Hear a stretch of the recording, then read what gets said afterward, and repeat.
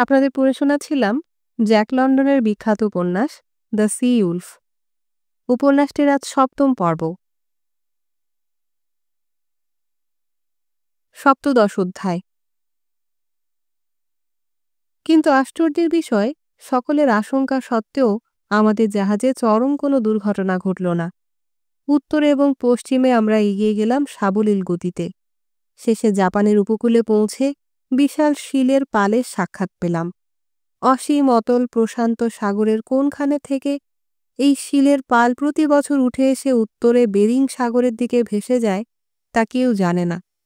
ওদের সঙ্গে সঙ্গে এবার আমরাও উত্তরে যেতে লাগলাম। যেতে যেতে শিকার করতে লাগলাম, ধ্বংস করতে লাগলাম ওদের প্রচুর সংখ্যায়।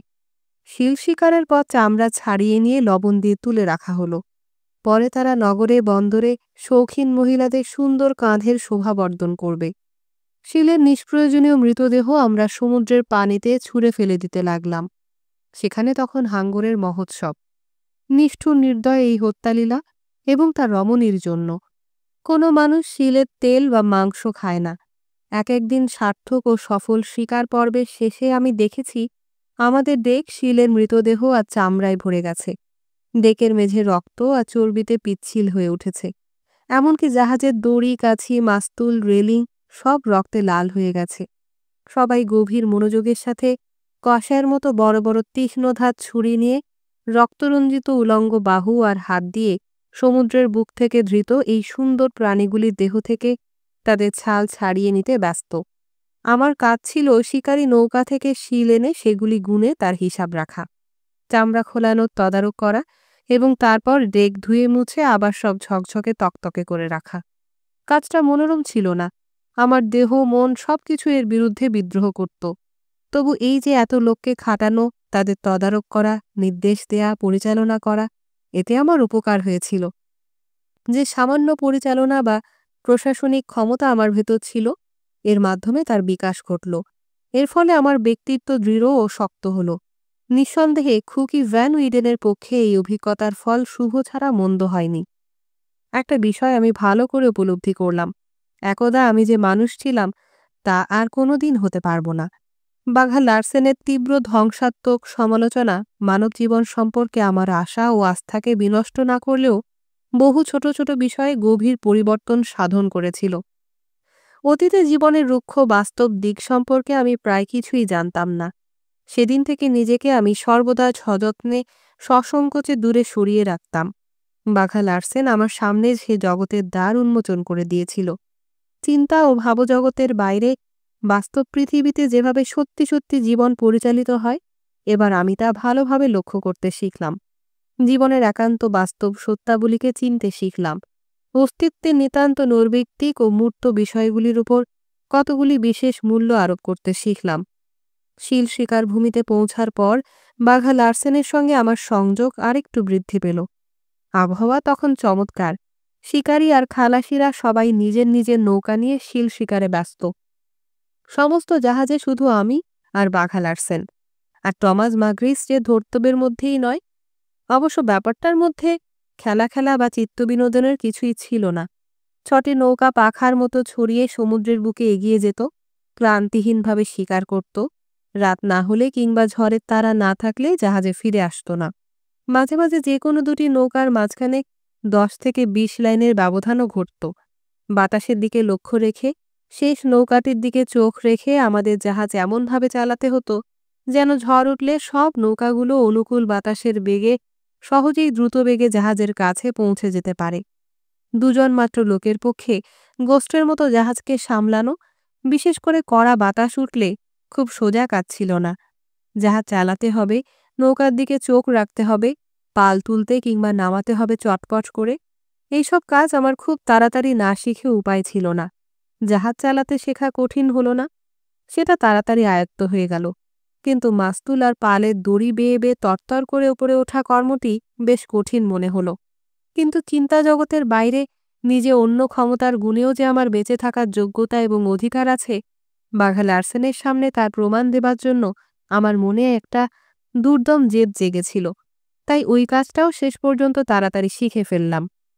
শুধু তাই নয়, শেষে এমন হলো যে মাস্তুলের শীর্ষদেশে পৌঁছে সেই বিপজ্জনক উচ্চতায় দুপায়ে নিজের দেহকে আটকে নিয়ে চোখে দূরবীন লাগিয়ে বিশাল সমুদ্রের বুকে আমাদের নৌকাগুলো খুঁজে বার করার মধ্যে আমি রীতিমতো একটা আনন্দ পেতে আরম্ভ করলাম।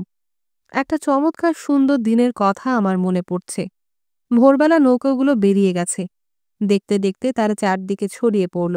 শিকারীদের বন্দুকের গুলির আওয়াজ ক্ষীণ হতে হতে শেষে সম্পূর্ণ মিলিয়ে গেল। মৃদুমন্দ গতিতে বাতাস বইছিল পশ্চিম দিক থেকে, কিন্তু আমরা শেষ নৌকাটির বাঁ পাশে সরে আসতেই সে বাতাসটুকু বন্ধ হয়ে গেল। একে একে দুটি নৌকাই সমুদ্রের বুকে বেরিয়ে আসা ভূখণ্ডের ওপারে শিলের পালের পেছন পেছন পশ্চিম দিকে দৃষ্টির আড়ালে অন্তর্হিত হয়ে গেল। প্রায় নিস্তরঙ্গ সমুদ্রের বুকে আমাদের জাহাজ স্থির হয়ে দাঁড়িয়ে রইল। নৌকার পেছনে পেছনে যেতে পারল না। বাঘা লার্সেনকে বেশ চিন্তিত মনে হলো। পূর্বের আকাশের চেহারা সুবিধার নয়। ব্যারোমিটার নেমে গেছে। তীক্ষ্ণ সতর্ক চোখে সে সারাক্ষণ আকাশের দিকে তাকিয়ে থাকল। তারপর একসময় বলল, ওই দিক থেকে হঠাৎ জোরে ঝড় উঠলে অবস্থা সঙ্গীন হবে। আজ রাতে তাহলে শিকারী আর খালাসিদের বাঁক শূন্য পড়ে থাকার সম্ভাবনাই বেশি। 11টা নাগাদ সমুদ্র কাচের মতো স্বচ্ছ হয়ে উঠল। 12টার দিকে উত্তর অক্ষরেখা বেশ কিছুটা ছাড়িয়ে এলেও অসহ্য গুমোটের অত্যাচার কমল না। কোথাও এক ফোঁটা হাওয়া নেই। একটা বদ্ধ চাপা গরম যেন বুকে বোঝার মতো চেপে আছে। মনে হলো অশুভ কিছু ঘনিয়ে আসছে। একটা চরম দুর্যোগ অত্যাসন্ন। তারপর আস্তে আস্তে সারাটা পূবের আকাশ কালো পাহাড়ের মতো মেঘে ছেয়ে গেল। সেই পাহাড়ের বুকে যেন সুস্পষ্টভাবে গভীর খাত আর তীক্ষ্ণ চূড়া দেখতে পেলাম, কিন্তু তবুও কোথাও এক বিন্দু হাওয়া নেই। বাঘা লার্সেন বলল, বুদ্ধু, মনে হচ্ছে সাধারণ ঝড় তুফান নয়। পাগলি আজ ক্ষেপে উঠবে, আমাদেরও নাচিয়ে ছাড়বে। তুমি বরং তাড়াতাড়ি মাঝের পালগুলো ঢিলা করে দাও। আমি প্রতিবাদের সুরে জানালাম, সত্যি যদি ক্ষেপে ওঠে তাহলে আমরা মোটে দুজন লোককে ওইসব করে বিশেষ সুবিধা করতে পারবো। তবু নিজের পাল ছিন্ন ভিন্ন হয়ে ধ্বংস হয়ে যাবার আগে পর্যন্ত নৌকাগুলোর কাছে পৌঁছবার যথাসাধ্য চেষ্টা আমাদের করতে হবে। কি বলো? মাস্তুলের কাঠ শক্ত আছে, ঠিক টিকে থাকবে, তবে তোমার আমার নিঃশ্বাস ফেলার ফুরসত থাকবে না। তখনও সেই দুঃসহ শুদ্ধ প্রশান্তির অবসান হলো না।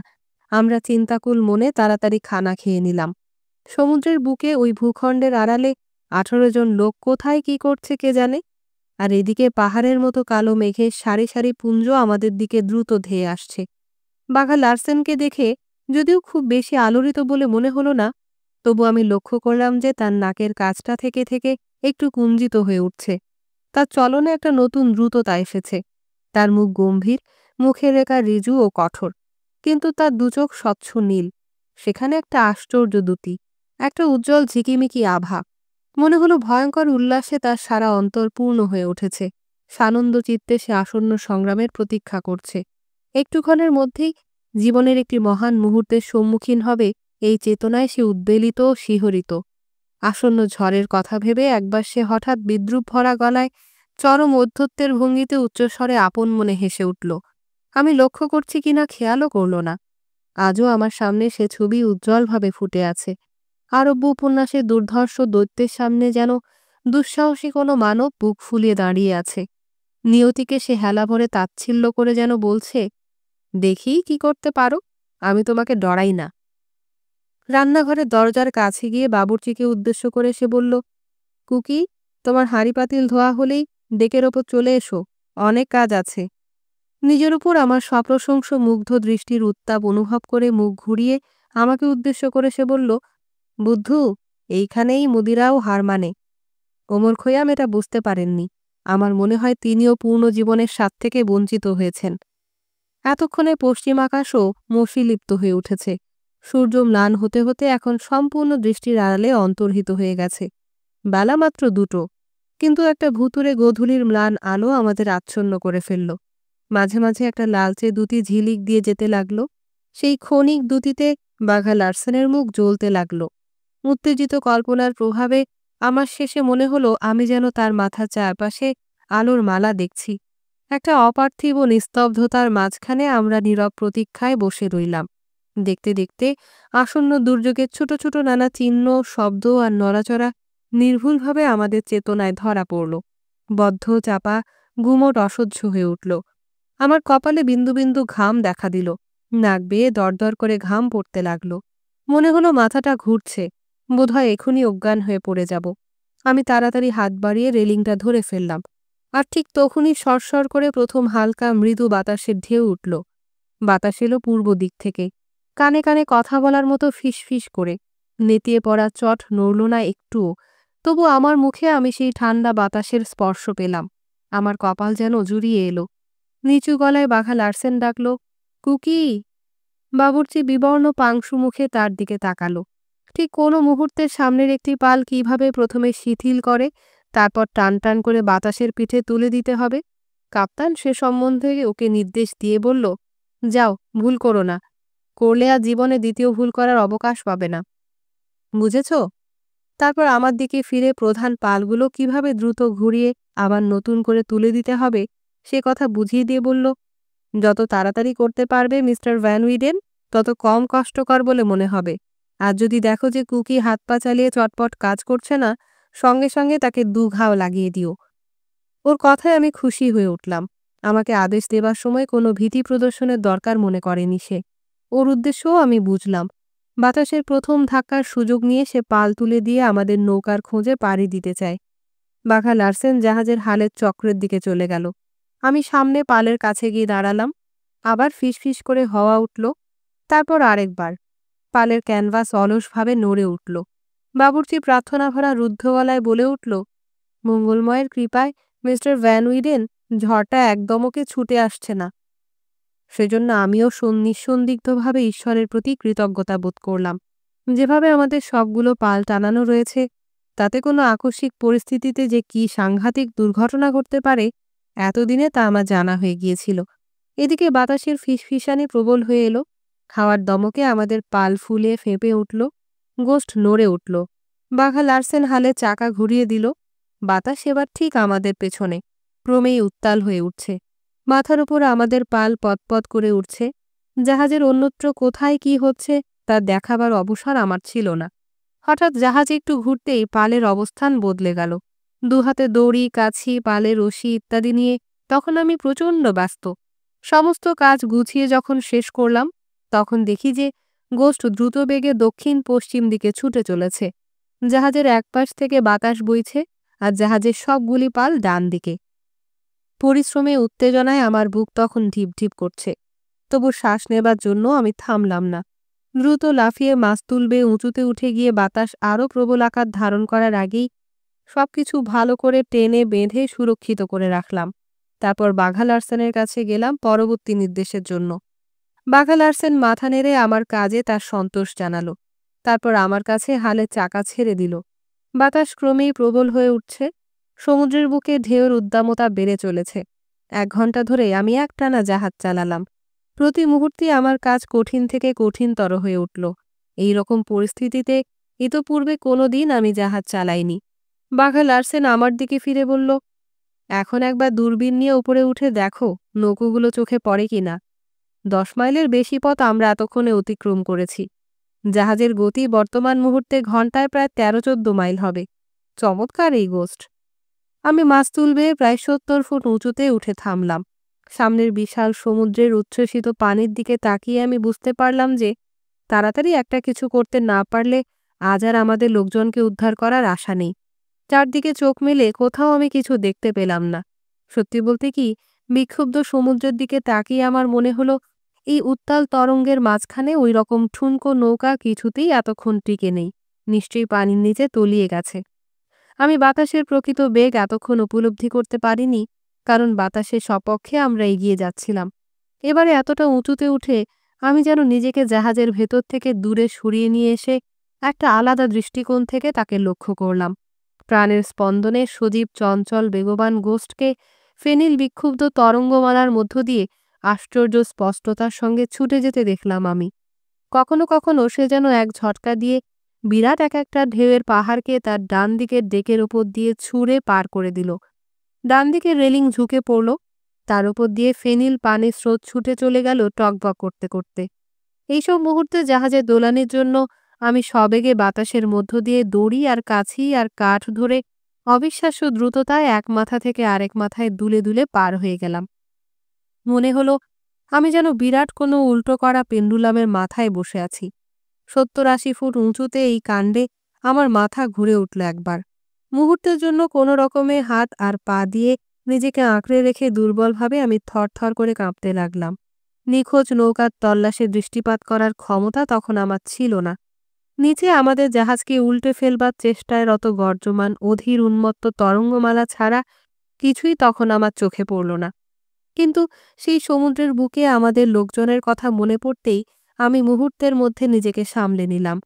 ওদের খোঁজ করতে করতে আমি নিজের কথা ভুলে গেলাম, কিন্তু ১ ঘন্টা চেষ্টা করেও আমার চোখে কিছু পড়ল না। সবকিছু শুধু অসীম শূন্যতায় ধু ধু করছে। তারপর হঠাৎ একটা জায়গায় কোনো খেয়ালি সূর্যের তীর্যক রশ্মি পড়ে সমুদ্রের পানি মুহূর্তের জন্য ক্রুব্ধ রূপালী বর্ণ ধারণ করল, আর সেই মুহূর্তের আলোয় একটা ছোট কালো বস্তু আমার চোখে পড়ল। আকাশের দিকে তা হঠাৎ উঁচু হয়ে উঠে গিয়েই আবার কোথায় তলিয়ে গেল। আমি স্থির হয়ে ধৈর্য ধরে অপেক্ষা করে রইলাম। আবার সেই ক্ষুদ্র কালো জিনিসটিকে আমি মুহূর্তের জন্য লাফিয়ে উঠতে দেখলাম। চিৎকার করার ব্যর্থ প্রয়াস না করে আমি হাত তুলে ইঙ্গিতে বাঘা লার্সেনের দৃষ্টি আকর্ষণ করলাম। সে তৎক্ষণাৎ হালের চাকা ঘুরিয়ে দিক পরিবর্তন করল। যখন সেই কালো বস্তুটিকে একেবারে সোজা আমাদের নাক বরাবর দেখা গেল, তখন আমি আবার ইঙ্গিতে জানালাম যে হ্যাঁ, ঠিক আছে। আমাদের জাহাজ যে কত দ্রুত বেগে অগ্রসর হচ্ছিল এতক্ষণ আমি তা বুঝতে পারিনি। এইবার অল্পক্ষণের মধ্যেই কালো ছোট্ট জিনিসটিকে বড় হয়ে উঠতে দেখে তা বুঝলাম। বাঘা লার্সেন আমাকে নিচে নেমে আসতে ইঙ্গিত করল। আমি ওর পাশে এসে দাঁড়ালে এরপর কী করতে হবে সে তার নির্দেশ দিল। তারপর বলল, একটা তুমুল কাণ্ড ঘটবে, কিন্তু তুমি ঘাবড়ে যেও না, নিজের কাজ করে যাবে এক মনে। কুকিকে সামনের পালের কাছে দাঁড় করিয়ে রাখবে। আমি কোনো রকমে সামনের দিকে এগিয়ে গেলাম। ডান বাম দুদিকের অবস্থাই তখন সমান। থেকে থেকে পানির ঝাপটায় রেলিং পর্যন্ত ডুবে যাচ্ছে। টমাস মার্গ্রিসকে তার কর্তব্য বুঝিয়ে দিয়ে আমি আবার দড়ি বেয়ে কয়েক ফুট উপরে উঠে দেখলাম যে ততক্ষণে নৌকা বেশ কাছে এসে পড়েছে। আমি পরিষ্কার দেখতে পেলাম যে প্রচণ্ড হাওয়া আর উত্তল তরঙ্গের মাঝে পড়ে তার অবস্থা তখন অত্যন্ত শোচনীয়। মাস্তুল ভেঙে পড়ে গেছে, পালের কাপড় লুটিয়ে পড়েছে পানিতে। ওইগুলোকে ওরা তখন সামুদ্রিক নোঙরের কাজে লাগিয়েছে। ৩ জনই নৌকার পানি সেচে ফেলার কাজে ব্যস্ত। এক একটা বড় ঢেউ ছুটে আসে আর ওরা আমার দৃষ্টির আড়ালে তলিয়ে যায়। ভীত শঙ্কিত বক্ষে আমি অধীরভাবে দু চোখ মেলে তাকাতে তাকাতে ভাবি, কি জানি আর ওদের দেখব কি না। তারপর হঠাৎ অবিশ্বাস্য দ্রুততার সঙ্গে চকিতে সেই কালো নৌকার চেহারা আমার চোখের সামনে জেগে ওঠে। ফেনিল তরঙ্গের মাথায় চড়ে তার সম্মুখভাগ খাড়া আকাশের দিকে উঠে যায়, আর তারপর তার তলদেশ ভেসে ওঠে, কালো আর ভেজা। তারপর ধপ করে নৌকাটি মাঝের উপত্যকায় সশব্দে নেমে আসে, গুঁড়ো হয়ে যেতে চায়। আমি ওদের ৩ জনকে দেখতে পাই উন্মত্তের মতো পানি সেচে ফেলছে।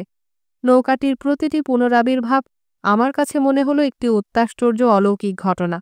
হঠাৎ আমাদের জাহাজ দিক পরিবর্তন করল। নৌকার দিকে না গিয়ে আমরা অন্যদিকে এগিয়ে গেলাম। আমি হতবুদ্ধি হয়ে ভাবলাম, উদ্ধার কার্য অসম্ভব মনে করে বাঘা লার্সেন বোধহয় এবার সব চেষ্টায় জলাঞ্জলি দিল। কিন্তু তার পরের মুহূর্তেই ওর উদ্দেশ্য আমার কাছে স্পষ্ট হলো। আমি তাড়াতাড়ি ডেকে লাফ দিয়ে নেমে তৈরি হয়ে নিলাম।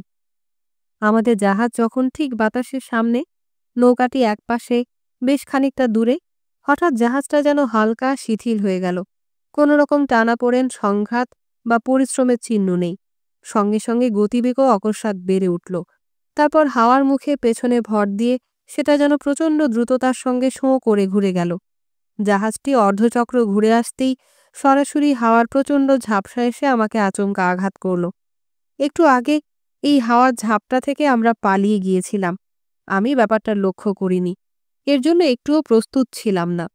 এখন সোজা মুখোমুখি এই প্রচণ্ড হাওয়ার ঝাপটার সামনে পড়ে বিপর্যস্ত হয়ে গেলাম। একটা দেয়ালের মতো আমি যেন বাতাসের গায়ে হুমড়ি খেয়ে পড়লাম। আমার ফুসফুস বাতাসে পূর্ণ হয়ে ফেটে যাবার মতো হলো। আমি নিঃশ্বাস ত্যাগ করতে পারছিলাম না। আমি ঢোক গিলতে গিলতে হাঁসফাঁস করে উঠলাম।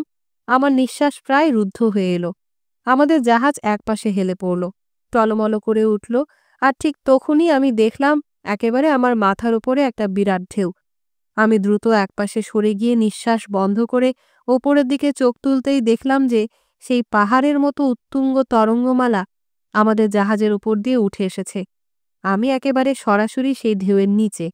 ঢেউয়ের চূড়ার সূর্যের তীক্ষ্ণ রশ্মি পড়ে তাকে মসৃণ স্বচ্ছ দীপ্তিতে উজ্জ্বল করে তুলেছে। দুধের মতো সাদা ফেনপুঞ্জের চারপাশে একটা অদ্ভুত সবুজ আভা। তারপর সেই প্রচণ্ড জলরাশি আমার মাথার ওপর সশব্দে ভেঙে পড়ল। সঙ্গে সঙ্গে যেন একটা তাণ্ডব লীলা শুরু হয়ে গেল। সবকিছু একসাথে ঘটল। আঘাতের প্রচণ্ডতায় আমি প্রায় অচৈতন্য হয়ে পড়লাম। কোনো বিশেষ জায়গায় চোট পাইনি, তবু মনে হলো আমার সারা শরীর যেন আঘাতে আঘাতে গুঁড়ো হয়ে যাচ্ছে। আমার হাতের মুঠির বাঁধন ততক্ষণে ছুটে গেছে। আমি পানির তোরে হাবুডুবু খেতে খেতে ভেসে চলেছি। আমার ভয় হলো সমুদ্রের বুকে ঝড়ের মুখে ভেসে যাবার যেসব কাহিনী আমি ইতিপূর্বে শুনেছি, এবার বুঝি নিজের জীবনে তার সাক্ষাৎ মিলবে। ঠোকর খেতে খেতে উল্টে পাল্টে পানির মধ্য দিয়ে আমি কোন দিকে গেলাম জানি না। শেষে আর শ্বাস বন্ধ করে থাকতে পারলাম না। শ্বাস টেনে নিতেই মনে হলো সমুদ্রের নোনতা পানি তীক্ষ্ণভাবে আমার ফুসফুসে গিয়ে বিঁধল।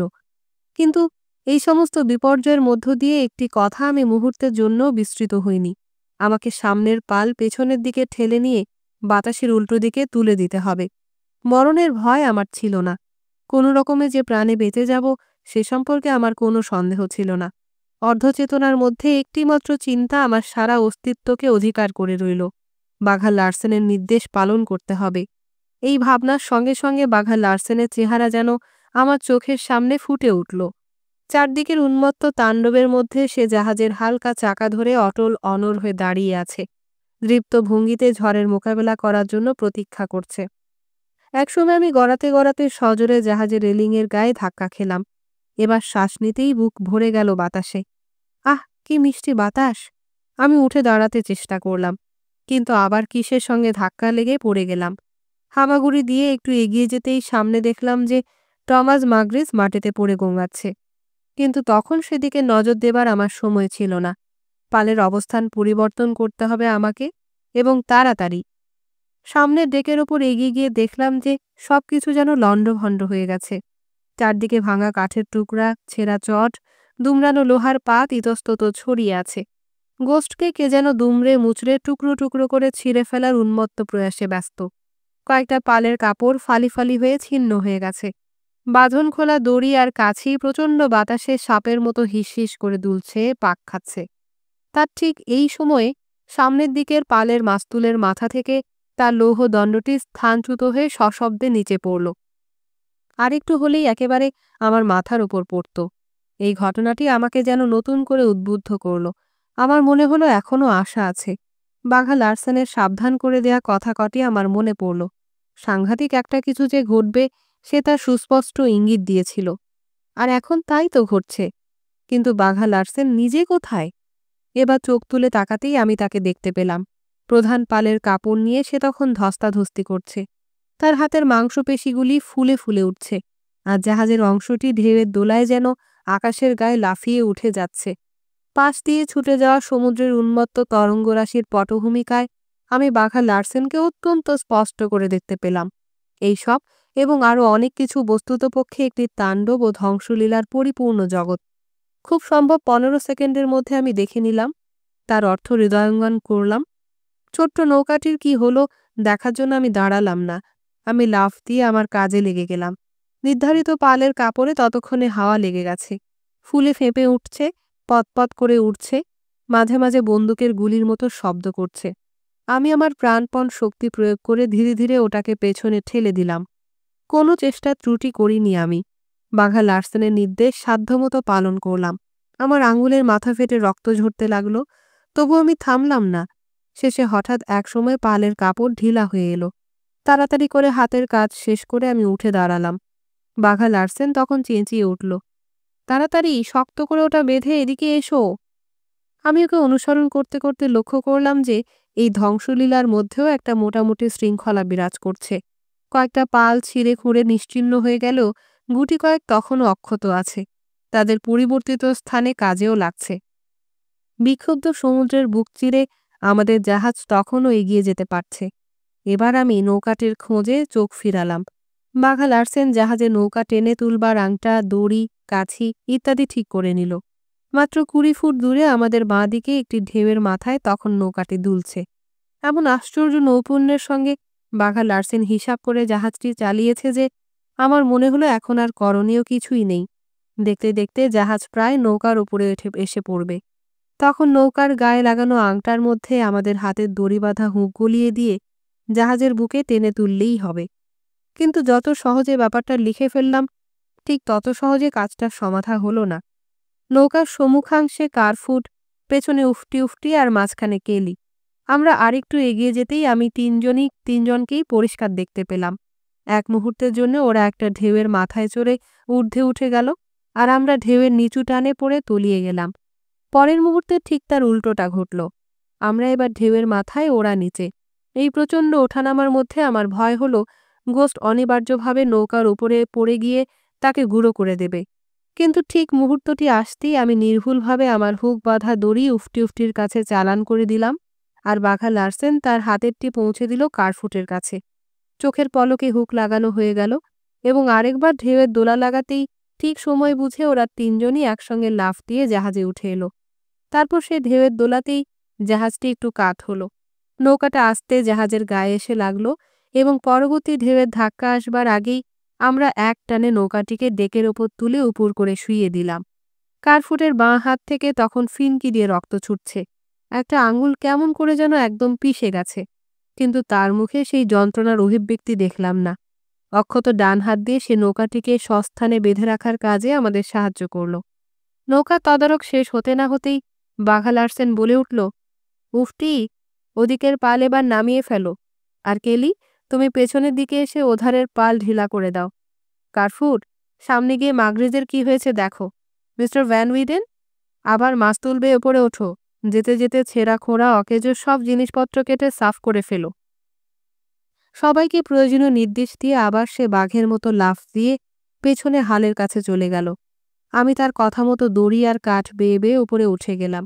আমাদের জাহাজ ধীরে ধীরে এগিয়ে যাচ্ছে। সমুদ্রের উদ্দাম ঝোড়ো হাওয়া এবার আর আমাদের পালের কাপড় উড়িয়ে নিয়ে যেতে পারবে না।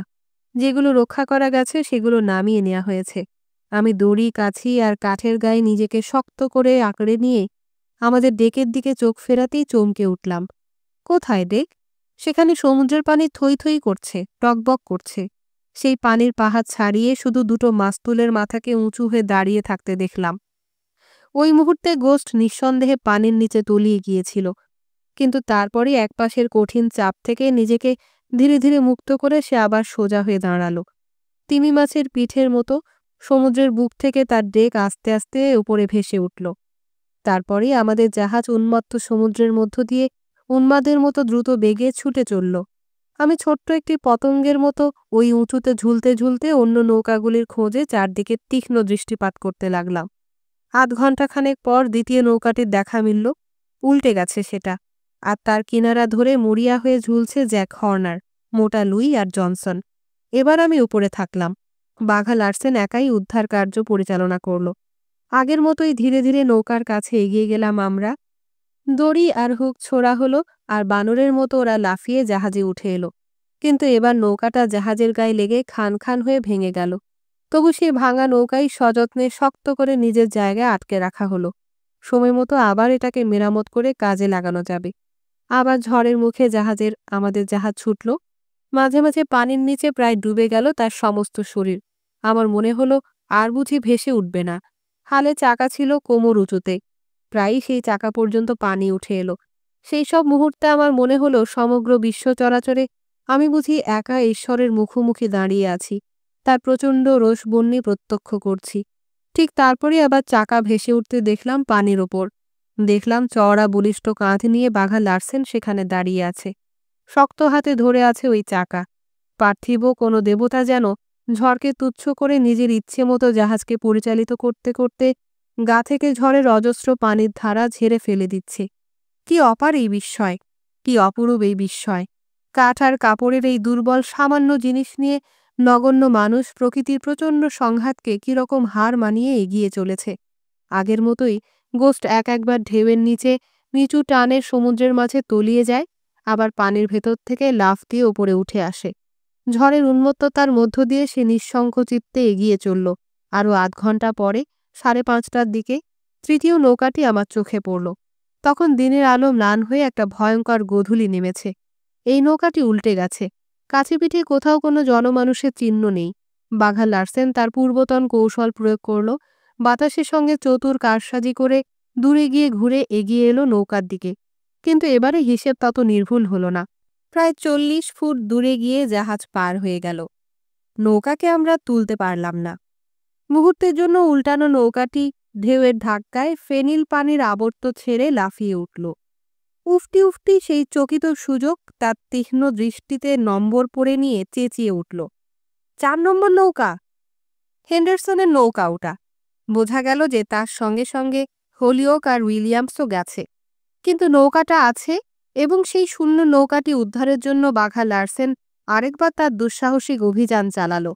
আমি এতক্ষণে নিচে ডেকের ওপর নেমে এসেছি। হর্নার আর কারফুটকে বাঘা লার্সেনের প্রচেষ্টার বিরুদ্ধে ব্যর্থ প্রতিবাদ জানাতে শুনলাম আমি। কিন্তু বাঘা লার্সেন চিৎকার করে উঠল। আমরা 4 জন খুব কাছাকাছি পরস্পরের মুখের কাছে মুখ এনে দাঁড়িয়েছি, যেন কারো কথা শুনতে অসুবিধে না হয়। তবু ঝড়ের প্রচণ্ড গর্জনের সামনে ওর চিৎকার মনে হলো কতদূর থেকে ভেসে আসা অস্পষ্ট ফিসফিস শব্দ। বাঘা লার্সেন বলল, না না, কোনো রাক্ষসী তুফানকে আমি আমার নৌকা ছিনিয়ে নিয়ে যেতে দেব না। আমার দিকে তাকিয়ে সে চিৎকার করে উঠল, মিস্টার ভ্যান মিডেন, জনসন আর উফটিকে নিয়ে ওই পাল্টার কাছে দাঁড়াও, আর তোমরা বাকি সবাই পেছনে গিয়ে ওই দিক সামলাও। তাড়াতাড়ি করো, নয়তো সবার দফা আমি রফা করব। তারপর সে সজোরে চাকা ঘুরিয়ে গোস্টের দিক পরিবর্তন করল। মরিয়া হয়ে শিকারীরা তার নির্দেশ পালনের জন্য ছুটে গেল। না গিয়ে উপায় ছিল না। আবার সেই উচ্ছ্বসিত উন্মত্ত পানির স্রোত আমাকে ভাসিয়ে নিতে উদ্যত হল। প্রচণ্ড একটা ঢেউয়ের তোড়ে আমার হাতের বাঁধন আলগা হয়ে গেল। আমি রেলিংয়ের ওপর দিয়ে সমুদ্রের পানিতে পড়ে গেলাম। আমি সাঁতার জানতাম না, কিন্তু পানির নিচে তলিয়ে যাবার আগেই আরেকটা ঢেউয়ের ধাক্কায় আবার জাহাজের বুকে ফিরে এলাম। একটা শক্ত হাত আমাকে আঁকড়ে ধরল। পানি যখন সরে গেল, গোস্ট যখন আবার স্থির হয়ে ভেসে উঠল, তখন দেখলাম যে আমার প্রাণ বাঁচিয়েছে জনসন। ওকে উদ্বিগ্ন দৃষ্টিতে চারদিকে তাকাতে লাগলাম। পরে আবিষ্কার করলাম যে কেলি নেই। কখন কোথায় ভেসে গেছে কেউ জানে না। প্রথমবার নৌকাটি দূরে রেখে এগিয়ে চলে যাওয়ায় বাঘা লার্সেনকে এবার ভিন্ন কৌশল অবলম্বন করতে হলো। বাতাসের প্রচণ্ড ঝাপটাকে সম্পূর্ণ উপেক্ষা করে সে একটি বিপজ্জনক বৃত্ত রচনা করে শোঁ করে ঘুরে এবার সামলে নৌকার ডান দিকে একেবারে কাছে এসে দাঁড়ালো। আবার পানির দুর্দম তোড় আমাদের ভিজিয়ে দিয়ে গেল। একটু দম নিয়ে জনসন মুগ্ধ কণ্ঠে বলল, বাহ, চমৎকার। আমার উপলব্ধি করতে দেরি হলো না যে এই সপ্রশংসু উক্তি বাঘা লার্সেনের জাহাজ চালানোর কৃতিত্বের উদ্দেশ্যে নয়, গোস্টের নিজের দক্ষতার উদ্দেশ্যে নিবেদিত। ইতোমধ্যে চারদিক রীতিমতো অন্ধকার হয়ে গেছে। নৌকা চিহ্নমাত্র আর আমাদের দৃষ্টিগোচর হলো না। কিন্তু নির্ভুল অনুভূতির বলেই বাঘা লার্সেন জাহাজকে ঠিক পথে চালিয়ে নিয়ে এলো। এবার ঢেউয়ের তত উন্মত্ত দোলানি নেই। কিন্তু আমরা একেবারে নৌকাটির গায়ের ওপর গিয়ে পড়লাম। ওটাকে যখন টেনে তোলা হলো তখন তার অবস্থা অত্যন্ত শোচনীয়, ভেঙে চুরে প্রায় চূর্ণ বিচূর্ণ। তারপর 2 ঘন্টা সবাই একসঙ্গে পাগলের মতো অমানসিক পরিশ্রম করলাম। 2 জন শিকারী, 3 জন খালাসি, বাঘা লার্সেন আর আমি। কারো নিঃশ্বাস ফেলার অবকাশ ছিল না। দাড়ি, কাছি, পাল সব সাজ সরঞ্জাম গোছগাছ করে গুছিয়ে রাখতে, অত্যাবশ্যকীয় টুকিটাকি মেরামত শেষ করতে 2 ঘন্টারও বেশি সময় কেটে গেল। আর ওদিকে ঢেউয়ের নাগরদোলায় আমাদের জাহাজ এখন শোলার মতো ওঠানামা করতে লাগলো। অনেক আগেই আমার আঙুলের মাথা ফেটে গিয়েছিল। এই শেষ পর্যায়ে যন্ত্রণায় আমার গাল বেয়ে দরদর করে চোখের পানি পড়তে লাগলো। সব কাজ যখন শেষ হলো তখন আমি আর নিজেকে সামলাতে পারলাম না। ক্লান্ত অবসন্ন দেহে আমি মেয়েদের মতো লুটিয়ে পড়ে গড়াতে লাগলাম। ইতোমধ্যে টমাস মাগ্রিসকে জাহাজের এক কোণা থেকে অর্ধমৃত অবস্থায় টেনে বার করে আনা হলো। ওরা তাকে পেছনের দিকে কেবিনে নিয়ে গেল। সেদিকে চোখ ফেরাতেই আমি চমকে উঠলাম। রান্নাঘরটি সম্পূর্ণ অন্তর্হিত হয়ে গেছে। যেখানে রান্নাঘর দাঁড়িয়েছিল সেখানে এখন ফাঁকা, শূন্য, অনাবৃত ডেক ছাড়া আর কিছুই নেই। আমি কেবিনে পৌঁছে দেখলাম সবাই সেখানে এসে জড়ো হয়েছে, খালাসিরাও বাদ যায়নি। ছোট স্টোভটিতে কফির পানি চড়িয়ে দেয়া হয়েছে। আমরা ততক্ষণও হুইস্কি পান করতে শুরু করে দিয়েছি। সেই সঙ্গে এবার শক্ত বিস্কুট চিবাতে লাগলাম। জীবনে কখনো কোনো খাদ্যবস্তু আমার কাছে এত প্রীতিপ্রদ বলে মনে হয়নি। গরম কফিও আর কখনো এত সুস্বাদু লাগেনি। জাহাজ তখন ঝড়ের কবলে পড়ে অসম্ভব দুলতে আরম্ভ করেছে। খালাসিরা পর্যন্ত কোনো কিছু শক্ত করে আঁকড়ে না ধরে চলাফেরা করতে পারছিল না। কয়েকবার ওরা চেঁচিয়ে উঠল, এইবার আবার আসছে আরেক ধাক্কা। প্রায় সঙ্গে সঙ্গে আমরা সবাই তালগোল পাকিয়ে হুড়মুড় করে কেবিনের দেয়ালে গিয়ে পড়লাম। খাওয়া এবং পানের পর্ব শেষ হলে পর বাঘা লারসেন বলল, ব্যাস, আজ আর পাহারা দেবার দরকার নেই। ডেকের ওপর কোনো কাজ কারো পক্ষে এই অবস্থায় করা সম্ভব নয়। যদি কিছু আসে আমাদের গায়ে ধাক্কা লাগায় তবে লাগাবে, তার সামনে থেকে সরে যেতে আমরা এমনিতেও পারবো না। সবাই গিয়ে শুয়ে পড়ো, কিছুক্ষণ ঘুমিয়ে নিতে পারো কিনা দেখো। খালাসিরা ধীরে ধীরে নিজেদের আস্তানার দিকে চলে গেল। যাওয়ার সময় জাহাজের দুপাশের লণ্ঠন জ্বালিয়ে দিল। শিকারী দুজন কেবিনে থেকে গেল। আজ রাতটা তারা এখানেই কাটাবে। নিজেদের আস্তানায় যাবার পথে ঝাঁপি এই অবস্থায় খোলা কেউ যুক্তিসঙ্গত মনে করল না। বাঘা লারসেন আর আমি দুজনে মিলে কার্ফুটের পিষ্ট আঙুল কেটে ফেলে সেলাই করে ভালো করে বেঁধে দিলাম। এতক্ষণ মাগরিজের একটুও বিশ্রাম ছিল না। তাকে রান্না করতে হয়েছিল, কফি পরিবেশন করতে হয়েছিল, আগুন যেন নিভে না যায় তার ব্যবস্থা করতে হয়েছিল। কাজ করতে করতে সে সারাক্ষণ তার শরীরের মধ্যে অসহ্য যন্ত্রণার কথা বলছিল।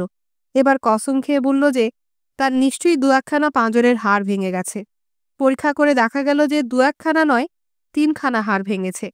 কিন্তু সে রাতের মতো তার চিকিৎসা মুলতবি থাকল, প্রধানত এই কারণে যে পাঁজরের ভাঙা হাড়ের তদারক করা সম্পর্কে আমার কোনো জ্ঞানই ছিল না। আগে আমাকে একটু পড়াশোনা করে নিতে হবে।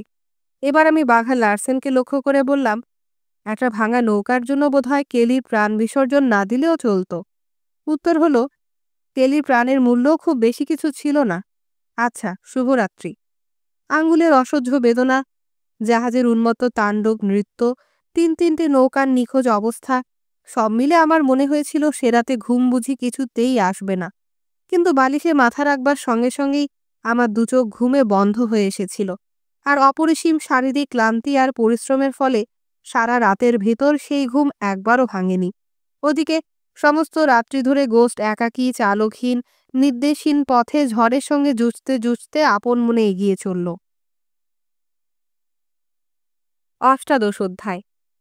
পরদিন একদিকে ঝড় কমে আসতে লাগলো, অন্যদিকে আমি আর বাঘা লারসেন অ্যানাটমি ও সার্জারি সম্পর্কে প্রাণপণে কিছুটা পড়ে নিয়ে টমাস মাগরিজের ভাঙা পাঁজরের চিকিৎসায় লেগে গেলাম।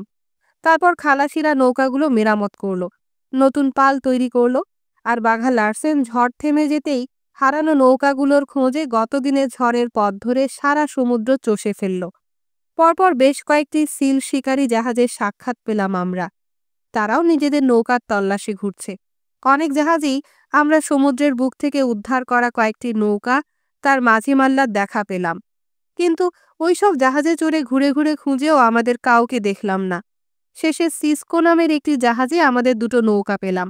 নৌকা দুটি শিকারী ও মাঝিমাল্লাদেরও আমরা সেই জাহাজ থেকে গোস্টে তুলে নিলাম। তারপর সান ডিয়েগো জাহাজে দেখা পেলাম স্মোক, নিলসন এবং লিচের। বাঘা লারসেনের খুশি দেখে কে, কিন্তু আমার মনটা ভারী দমে গেল।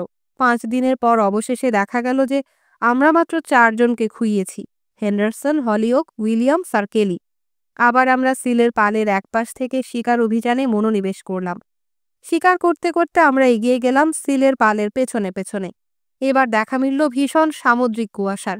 দিনের পর দিন জাহাজ থেকে নৌকোগুলো নেমেই যেন কুয়াশার গভীর মুহূর্তের মধ্যে অদৃশ্য হয়ে যেতে লাগলো। আমরা ক্রমাগত ভেঁপু বাজাতে লাগলাম। 15 মিনিট অন্তর অন্তর বোমার আওয়াজ করতে লাগলাম। এই পর্যায়ে অনবরত নৌকা খোঁয়া যাচ্ছিল। নানান জাহাজ আবার তাদের উদ্ধার করছিল। যখন যে জাহাজে যে নৌকা আশ্রয় পাচ্ছিল, তখন সেই জাহাজের সঙ্গে থেকেই তারা শিকার করছিল। পরে নিজেদের জাহাজের দেখা মিললেই তারা আবার আপন আপন জাহাজে ফিরে যেত। সবাই নিজের নিজের হিসাব রাখত, পরে সেই হিসাব মতো যার যার পাওনা চুকিয়ে দেয়া হতো। এই ছিল নিয়ম। কিন্তু বাঘা লারসেন প্রত্যাশিতভাবেই সে নিয়ম মানল না। একটা নৌকা তার কমে গিয়েছিল, তাই প্রথম মালিকবিহীন যে নৌকা তার চোখে পড়ল, সে তাকেই নিজের জাহাজে তুলে নিয়ে গোষ্ঠের দলভুক্ত করে শিকার কার্যে লাগিয়ে দিল। ওদের নিজেদের জাহাজের সাক্ষাৎ মিললেও জোর করে সেখানে ফিরে যেতে দিল না। আমার দৃশ্যটি এখনো মনে আছে। ওদের জাহাজ একবার প্রায় আমাদের গা ঘেঁষে চলে গেল। বোধহয় বিস্কুট ছুঁড়ে দিলে সে বিস্কুট লুফে নেওয়া যেত। ওদের কাপ্তান চেঁচিয়ে জানতে চাইল তার কোনো নৌকা বা লোকজন আমরা উদ্ধার করতে পেরেছি কিনা। বাঘা লারসেন তখন বন্দুকের মাথায় ওদের একজন শিকারী আর 2 জন মাল্লাকে নিচে ভয় দেখিয়ে চুপ করে বসিয়ে রেখেছিল। টমাস মার্গ্রেস অদ্ভুতভাবে জীবনকে আঁকড়ে ধরে আছে। অল্প কদিনের মধ্যেই সে উঠে বসল, খুঁড়িয়ে খুঁড়িয়ে নিজের কাজ করে চলল। এখন সে একাধারে বাবুর্চি এবং কেবিন বয়। বাঘা লার্সেন আগের মতোই জনসন এবং লিচের সঙ্গে চরম নিষ্ঠুর ব্যবহার করতে থাকলো। ওরা দুজন ধরে নিয়েছে যে শিকারের মৌসুম শেষ হবার সঙ্গে সঙ্গে তাদের জীবনেরও অবসান ঘটবে। অন্যান্য খালাসিদের অবস্থাও দুঃসহ আকার ধারণ করল। বাঘা লার্সেনের কঠিন হৃদয়হীন ব্যবহারে তাদের জীবন কুকুরেরও অধম স্তরে নেমে এসেছিল। আমার নিজের কথা বলতে গেলে বলতে হয় যে মোটামুটি ভালোই সম্পর্ক ছিল বাঘা লার্সেনের সঙ্গে, কিন্তু ওকে হত্যা করাই যে আমার কর্তব্য, এই চিন্তা আমি তখনও মন থেকে সম্পূর্ণ দূর করতে পারিনি। তাকে দেখে আমার বিস্ময়ের সীমা নেই, তার সম্পর্কে আমার ভয়েরও সীমা নেই। অথচ সে কোনো দিন মৃত্যুশয্যায় শায়িত তা আমি কল্পনাও করতে পারলাম না। তাকে ঘিরে অনন্ত যৌবনের মতো একটা অক্ষয় স্থায়িত্বের ভাব সদা বিদ্যমান। সেই জন্যই তার মৃত চেহারা আমার পক্ষে অকল্পনীয় বলে মনে হলো। আমার চোখে তার জীবন যেন অনন্তকাল ধরে প্রসারিত। অনবরত সে জুটছে, ধ্বংস করছে, অন্যকে দমন করে রাখছে, নিজে টিকে থাকছে অনির্বাণ অগ্নিশিখার মতো। মাঝে মাঝে সমুদ্র যখন বড় বেশি বিক্ষুব্ধ উত্তাল হয়ে উঠত, অথচ আমাদের জাহাজ সিলের পালের মধ্যে এসে পড়ত, তখন সে নিজের শিকারে যেত। সমুদ্রের সেই উত্তাল অবস্থায় নৌকা নিচে নামানো একটা কঠিন ব্যাপার ছিল। শিকারীরা সেই অবস্থায় কেউ শিকারে বেরোতে রাজি নয়। সেই রকম সময়ই যেন শখ করে বাঘা লার্সেন নিজেই বেরোত শিকার করতে। দুজন মাঝি আর একজন দাড়ি নিয়ে সে বেরিয়ে পড়ত নিঃশঙ্ক চিত্তে, আর অনেক কটি শিল শিকার করে বহু চামড়ার ব্যবস্থা করে সে নিরাপদে ফিরে আসত গোষ্ঠের বুকে। শিকারীরা কল্পনাও করতে পারত না ওই রকম অসম্ভব পরিবেশে সে কি করে তা করত। জীবনকে হাতের মুঠোয় নিয়ে প্রকৃতির এই চরম প্রতিকূলতার সঙ্গে লড়াই করার মধ্যে সে একটা আশ্চর্য উত্তেজনা ও আনন্দের স্বাদ পেত। তার যেন মনে হতো যে বেঁচে থাকার অর্থই তো এই। ইতোমধ্যে জাহাজ চালাবার কাজ আমি বেশ দ্রুত আয়ত্ত করে নিচ্ছিলাম। একদিনের কথা বলি। দিনটা ছিল স্বচ্ছ পরিষ্কার। বাঘা লার্সেন আবার তার সেই অসহ্য মাথা ব্যথায় আক্রান্ত হয়ে নিজের কেবিনে অসাড় হয়ে পড়েছিল। আমি একাই সেদিন জাহাজ চালিয়েছিলাম। নৌকাগুলোকে তুলে নিয়েছিলাম সমুদ্র থেকে জাহাজের বুকে। সকাল থেকে সন্ধ্যা পর্যন্ত একটানা হালের চাকা ধরে দাঁড়িয়েছিলাম। কাপ্তানের কোনো হুকুম বা ইঙ্গিত ছাড়াই নৌকার পিছনে পেছনে দক্ষতার সঙ্গে এগিয়ে গেছি এবং শিকার শেষে সবকটি নৌকাকে খোঁজ করে তুলে নিয়েছি জাহাজে।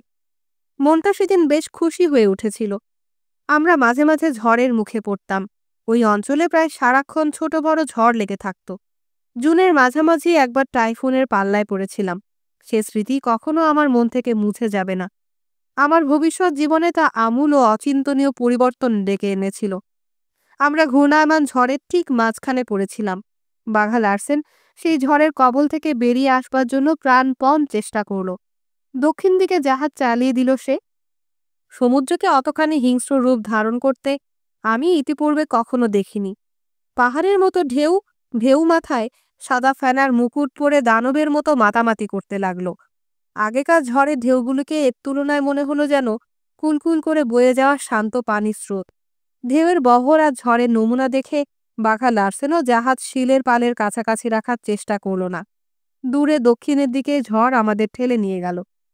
টাইফুন একটু প্রশমিত হলে আমরা নিজেদেরকে সমুদ্রের যে স্থানে আবিষ্কার করলাম, সেখান দিয়ে সম্ভবত যাত্রীবাহী সামুদ্রিক জাহাজ এক মহাদেশ থেকে অন্য মহাদেশে পাড়ি দেয়।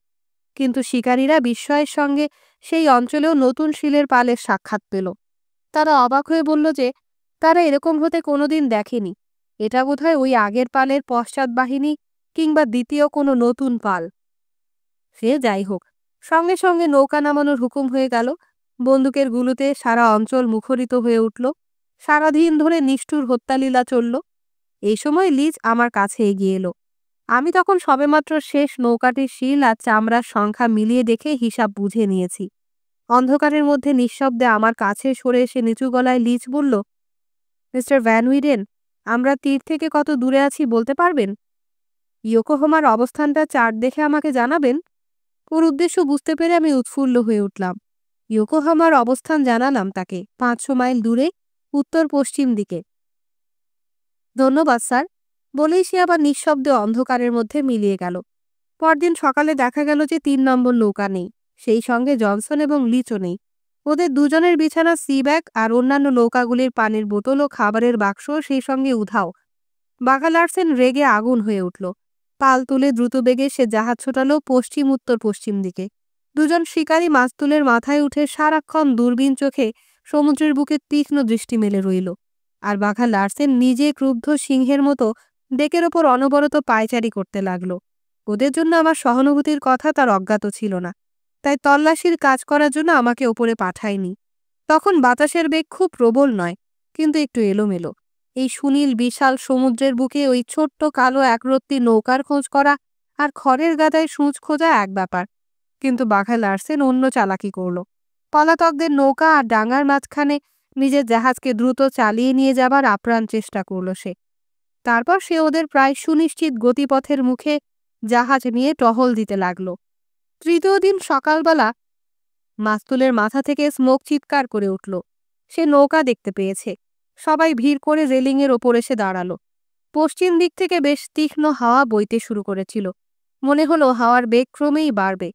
বাঁদিকে কাঁপা কাঁপা সূর্যের রূপালী আলোয় সমুদ্রের পানিতে ছোট্ট একটি কালো বস্তুকে ঢেউয়ের দোলায় দুলতে দেখা গেল।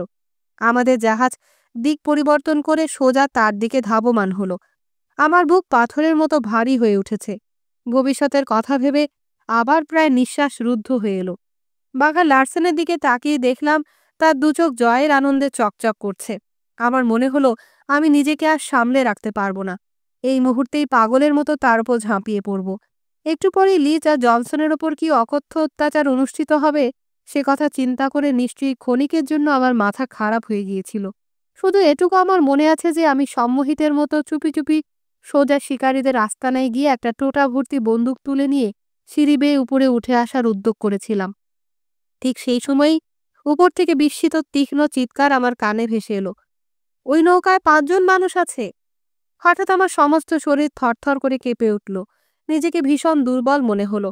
ধীরে ধীরে আমি ওখানেই বসে পড়লাম। ততক্ষণে জাহাজের বাকি সবাই নৌকার 5 জন আরোহীর উপস্থিতি সম্পর্কে নিঃসন্দেহ হয়েছে। আমিও আস্তে আস্তে নিজেকে সামলে নিলাম। কিন্তু আরেকটু হলেই কি সাংঘাতিক কাণ্ড করতে যাচ্ছিলাম সে কথা ভেবে একেবারে স্তব্ধ হয়ে গেলাম। সঙ্গে সঙ্গে ভাগ্যকেও ধন্যবাদ দিলাম। তাড়াতাড়ি বন্দুকটা নিজের জায়গায় রেখে দিয়ে নিঃশব্দে আবার ডেকের ওপরে উঠে এলাম। আমার ক্ষণিক অনুপস্থিতি কারো নজরে পড়েনি। ততক্ষণে নৌকাটা বেশ কাছে এসে পড়েছে। পরিষ্কার বোঝা যাচ্ছে যে শিল শিকারের নৌকার চাইতে আকারে বড়, গঠন প্রণালীও আলাদা। আমরা আরেকটু কাছে যেতেই নৌকার পাল নামিয়ে নেওয়া হলো। মাস্তুলের কাঠ খুলে ফেলে তারপর ওরা বৈঠা তুলে নিয়ে আমাদের জন্য অপেক্ষা করতে লাগলো। স্মোক মাস্তুলের মাথা থেকে ডেকের ওপর নেমে এসেছিল। আমার পাশে দাঁড়িয়ে সে হঠাৎ অর্থপূর্ণভাবে খুক খুক করে হেসে উঠল। আমি সপ্রশ্ন দৃষ্টিতে তার দিকে তাকালাম। আবারও খুক খুক করে হাসতে হাসতে সে বলল, এইবার বুঝবে ঝামেলা কাকে বলে। কেন, কি হলো আবার? আমি জানতে চাইলাম। আবার সে আগের মতো হেসে উঠল। তারপর বলল, পেছন দিকে ওই যে পুঁটলির মতো দেখছো, ওটা যদি কোনো মেয়ে মানুষ না হয় তাহলে আমি জীবনে আর কোনোদিন শিল শিকার করব না। আমি তীক্ষ্ণ দৃষ্টিতে তাকিয়ে দেখলাম, কিন্তু নিঃসংশয় হতে পারলাম না। শেষে চারদিক থেকে সকলের বিস্মিত গুঞ্জনধ্বনি উঠতে আমার সন্দেহ ভঞ্জন হলো। নৌকাটিতে 4 জন পুরুষ দেখতে পেলাম এবং পঞ্চম আরোহী নিঃসন্দেহে একজন নারী। সকলের মুখে চোখে চাঞ্চল্য দেখা দিল। শুধু বাঘা লার্সেন নির্বিকার দাঁড়িয়ে আছে। নৌকাটি তার নয় এবং ওর ক্রোধের শিকার এখনো ধরা পড়ল না। সেজন্য স্পষ্টতই সে নিরাশ হয়েছে। আমরা পাল গুটিয়ে বাতাসের গতির দিকে লক্ষ্য রেখে আস্তে আস্তে নৌকোর পাশে এসে দাঁড়ালাম। এইবার নৌকার মহিলা আরোহীকে আমি ভালো করে দেখতে পেলাম। তার পরনে লম্বা ভারী কোট। কনকনে শীতের ভোরে তারা সারা গা ঢাকা, শুধু মুখটুকু অনাবৃত। মাথায় একটা নাবিকদের টুপি। একগুচ্ছ হালকা বাদামি চুল টুপির নিচ থেকে মুখের চারপাশে ছড়িয়ে পড়েছে। চোখ দুটি বড় বড় বাদামি রঙের, উজ্জ্বল। ঠোঁট দুটি মিষ্টি, স্পর্শকাতর, কোমর লম্বা ধাঁচে সুন্দর ডিম্বাকৃতি মুখ। সে মুখ এখন রোদে পুড়ে সমুদ্রের তীব্র বাতাসের আঘাতে লাল হয়ে উঠেছে। আমার মনে হলো সে যেন ভিন্ন কোনো জগতের প্রাণী। আমার বুভুক্ষ তৃষিত আত্মা তার প্রতি দুরন্ত আবেগে ছুটে যেতে চাইল। বহুদিন আমি কোনো রমণীর মুখদর্শন করিনি। একটা অপার বিস্ময়ে আমি অভিভূত হয়ে গিয়েছিলাম। তাহলে একজন নারী এই যাত্রী? আমি মুহূর্তের জন্য আমার পারিপার্শ্বিক, আমার মেয়ের দায়িত্ব সব ভুলে গেলাম। নবাগতদের জাহাজে উঠে আসতে আমি কোনো সাহায্য করলাম না। আমাদের একজন খালাসি মহিলাকে বাঘা লার্সেনের প্রসারিত হাতে তুলে দিল। আর মহিলাটি আমাদের কৌতূহলী মুখের দিকে তাকিয়ে মিষ্টি করে মৃদু হাসল। শুধু কোনো রমণীর পক্ষে ওরকম হাসি হাসা সম্ভব। কত যুগ আমি এই হাসি দেখিনি। পৃথিবীতে যে এইরকম হাসি আছে সে কথাই আমি বিস্মৃত হয়েছিলাম। মিস্টার ভ্যান উইডেন, বাঘা লার্সেনের ডাকে আমার সম্বিত ফিরে এলো। ভদ্রমহিলাকে নিয়ে নিচে যাও, তার দেখাশোনা করো। ডান পাশের খালি কেবিনটা সাফ করিয়ে দাও। কুকিকে বলো সব ঠিক করে দিক। আর ওর মুখ রোদে ঝড়ে একেবারে পুড়ে গেছে, তার কি করতে পারো দেখো। বলে রূঢ়ভাবে মুখ ঘুরিয়ে নিয়ে সে অন্যান্য নবাগতদের প্রশ্ন করতে আরম্ভ করল। জানা গেল যে ঝড়ের মুখে এই নৌকা ভেসে এসেছে। ইয়োকোহামার এত কাছে এসে এই দুর্ঘটনা ঘটল বলে একজনের কণ্ঠে গভীর আক্ষেপ ফুটে উঠল। মহিলাটিকে আমার রীতিমতো ভয় করতে লাগলো। নিজেকে অদ্ভুত রকম বিব্রত মনে হলো আমার। এই প্রথমবারের মতো যেন আমি উপলব্ধি করলাম রমণী কত পেলব, কত ভঙ্গুর। সিঁড়ি দিয়ে নামবার সময় তার বাহু ধরতেই আমি চমকে উঠলাম, তার কোমলতায়, তার ক্ষুদ্রত্বে। সত্যি সে ছিল ছোটখাটো, ক্ষীণাঙ্গী, কিন্তু আমার মনে হলো যে সে এত হালকা, এত ঠুনকো যে আমার হাতের চাপে তার বাহু বোধহয় ভেঙে খান খান হয়ে যাবে। বহুদিন পরে সাধারণভাবে মহিলা এবং বিশেষ করে মড ব্রুস্টারের সংস্পর্শে এসে আমার প্রথম মনের অবস্থা কী রকম হয়েছিল সেটা বোঝাবার জন্য এত কথা বললাম। বাঘা লার্সেনের কেবিন থেকে আমি তাড়াতাড়ি ছুটে গিয়ে তার আরাম কেদারা নিয়ে এসে ওকে বসতে দিলাম। সে আপত্তি জানিয়ে বলল, আমার জন্য অত ব্যস্ত হতে হবে না। আজ সকালে ওরা সবাই উৎসুকভাবে ডাঙা দেখতে পাবে বলে প্রতীক্ষা করেছিল। আজ রাতের মধ্যে জাহাজ নিশ্চয়ই কূলে পৌঁছতে পারবে, তাই না? নিকট ভবিষ্যৎ সম্পর্কে তার এই সরল বিশ্বাসে আমি চমকে উঠলাম। আমি কেমন করে তাকে আমাদের অদ্ভুত পরিস্থিতির কথা বুঝিয়ে বলবো? নিয়তির মতো অলঙ্ঘনীয় পদক্ষেপে সমুদ্রের বুকে ঘুরে বেড়ানো ওই আশ্চর্য মানুষটির পরিচয় তাকে কেমন করে দেব? মাসের পর মাস অতিক্রম করে আমি তার কিছুটা হদিস পেয়েছি মাত্র। তবু আমি অকপটে বললাম, এই জাহাজের কাপ্তান যদি অন্য কেউ হতো তাহলে আমি বলতাম যে আগামীকালের মধ্যে আপনারা ইয়োকোহামায় পৌঁছে যাবেন। কিন্তু আমাদের কাপ্তান একজন অদ্ভুত মানুষ। আমার পরামর্শ যদি গ্রহণ করেন তাহলে আপনি নিজেকে সবকিছুর জন্য প্রস্তুত রাখবেন, বুঝলেন? সবকিছুর জন্য। তার চোখে মুখে ভয় নয়, কিন্তু একটা বিভ্রান্তির ছায়া ফুটে উঠল। সে ইতস্তত করে বলল, আপনার কথা আমি ঠিক বুঝতে পারলাম না। তারপর একটু থেমে বলল, নাকি জাহাজডুবির পর উদ্ধার করা লোকজনের প্রতি সর্বাধিক বিবেচনা প্রদর্শন করার যেসব কথা এতকাল শুনে এসেছি সেসব ভুল? সামান্য একটুখানি তো ব্যাপার, ডাঙ্গার এত কাছে আমরা। আমি তাকে আশ্বস্ত করতে চেষ্টা করলাম, সত্যি সত্যি আমি কিছুই জানি না। আমি শুধু আপনাকে চরম অশুভ অবস্থার জন্য তৈরি থাকতে বলছি। সেরকম অবস্থা যদি ঘটেই তাহলে যেন দিশেহারা না হয়ে যান। আমাদের এই কাপ্তান একটা অমানুষ, একটা পিশাচ। এরপরে সে যে কি অবিশ্বাস্য কীর্তি করবে কেউ বলতে পারে না। আমি উত্তেজিত হয়ে উঠেছিলাম, কিন্তু সে গভীর ক্লান্তির সুরে ওহ বলে আমাকে বাধা দিল। পরিষ্কার বোঝা যাচ্ছিল যে মাথা খাটিয়ে কোনো ভাবনা চিন্তা করতে তার কষ্ট হচ্ছিল। তার দৈহিক ক্লান্তি তখন চরমে পৌঁছেছিল। সে আর কোনো প্রশ্ন করল না, আমিও কিছু বললাম না। নীরবে বাঘা লার্সেনের নির্দেশ পালনে মন দিলাম, অর্থাৎ তার দেখাশোনা করতে লাগলাম। রীতিমতো গৃহিণীর মতো ব্যস্ত সমস্ত হয়ে আমি টমাস মাগ্রিসকে খালি কেবিনটা পরিষ্কার করে ঠিক করতে বললাম। ওর মুখের জন্য লোশন আর মলম জোগাড় করলাম। বাঘা লার্সেনের নিজস্ব ভাড়ার থেকে এক বোতল হালকা পোর্ট অর্থাৎ মদ নিয়ে এলাম। ওদিকে ততক্ষণ বাতাস বেশ প্রবল হয়ে উঠেছে।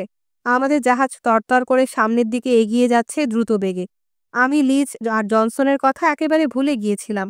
হঠাৎ উপর থেকে বাজের আওয়াজের মতো তীব্র চিৎকার ভেসে এলো, ওই যে নৌকা দেখা যাচ্ছে! স্মোক মাস্তুলের মাথা থেকে চেঁচিয়ে উঠেছে।